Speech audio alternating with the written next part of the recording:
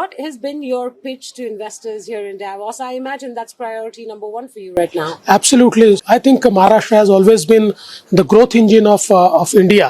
And my pitch to the investors is that there's a very good investment climate in Maharashtra. Maharashtra accounts for 14% of the national GDP. It accounts for 20% of Indian exports. It accounts for 18% of Indian manufacturing, and it accounts for 35% of the FDI that comes to India. So it's a sort of investment destination.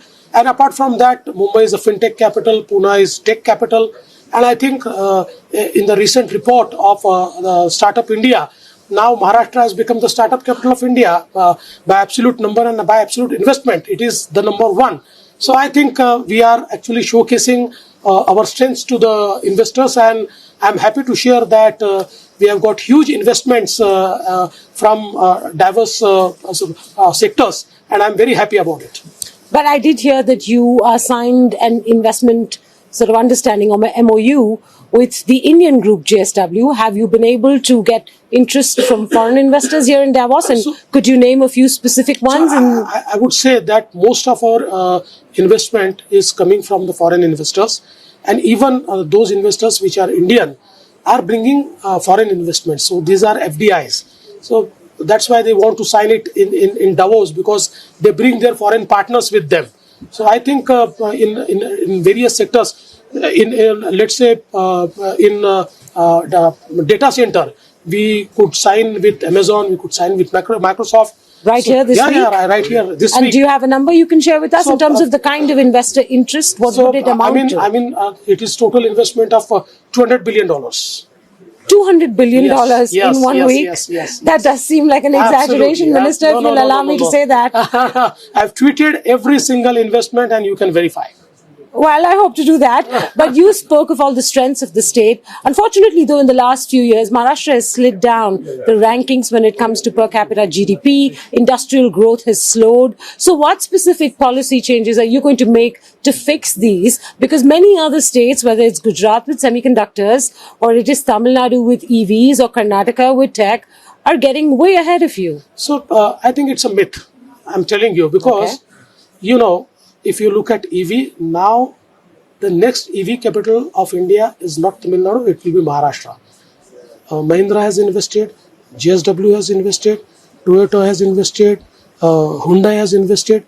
Everyone has invested in Maharashtra into EV.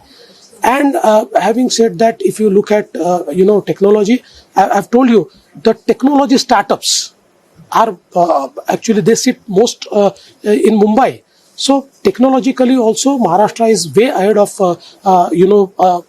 other states, and in last 6 months we could garner 40% FDI that came to India, and it is 90% of what came Chief last Minister, year. Does that mean you're making no policy changes to be able to bring more investment? No. To We have red tape, in fact, develop more urban areas in the state? No, so I must tell you that we are doing a lot of policy changes. We did new logistic policy, new data policy, new IT policy. So on policy, we are actually working more, because we know that the job market is changing, technologies are changing, how businesses were conducted up till now. We understand that, and around that we are framing our policies so that we can attract new and emerging technologies. Now we have decided to create a innovation city near Mumbai. It will be a city in 100 hectares of land. This innovation city will host the entire ecosystem of innovation. It will be AI powered, and I think that will be one of its kind city which we are building. Where near Mumbai will this be? It will be in New Mumbai, because now Mumbai and New Mumbai are joined together by the Atal Setu. Sure. And in New Mumbai there will be a innovation city, there will be a sports city, there will be a edu city, and there will be also a medicity. And I must share that 4 big universities, and to name 2, Illinois and Western Australia, have already signed with us. They are coming to our edu city. What's the timeline for all of this? Because these do sound like very ambitious plans, but how do we hold you accountable to them? No, you should hold me accountable, because every year you will see the progress. Of course, creating a city is a generational project, right, but we are starting right now. All right, great. The fiscal parameters of the state have changed over the last couple of years. Maharashtra at one time was considered to be a very responsible state, but you've blown out your revenue deficit because of the Ladki Bahin scheme, which, offers cash sops to young women. And whilst it's a commendable scheme, so to speak, it is putting a stress on your finances. And now we hear that the state is in fact verifying all the people that took advantage of the scheme before the election and might be cutting back on some of that largesse. Can you explain to me what's going on? First thing is that although I agree that there are pressures on our fiscal space, having said that, but still we could maintain 3% fiscal deficit this year as well. Yes, so that's a statutory recommendation. Yes, but so, Maharashtra has been much more disciplined than that in the past. Let me tell you, most of the big states are not maintaining 3%. We are maintaining 3%. We are still below 3%. We are trying to maintain that. And so far as Ladki Bahin is concerned, yes, we are verifying because there were certain parameters on which we wanted to give the scheme. Although we could not verify it earlier, now we are verifying because, when you want to onboard people like Kisan Samman Yojana, which PM Saab started, it was first rolled out, it was democratized, and then those who took disadvantage, they were brought off board. So on same lines we are doing. But then it sounds like this was just an election sop. It was an effort to win elections. Just let and me tell now you. You're rolling back some of it? No. We are not rolling back. Okay. At that time, we told that those who pay income tax should not apply.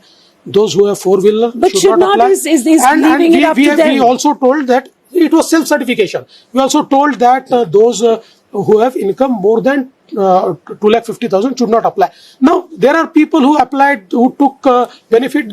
But you know how it looks to the opposition, that you use the scheme as an attraction to bring voters to your side, and now you're doing the verification which should have been done in the earlier instance. One thing is the most difficult thing which no one can do, that is to satisfy opposition. So one should not try. All right. You should satisfy the people. All right. You have 5 years as Chief Minister, and hopefully this term will be less volatile than the last 5 years.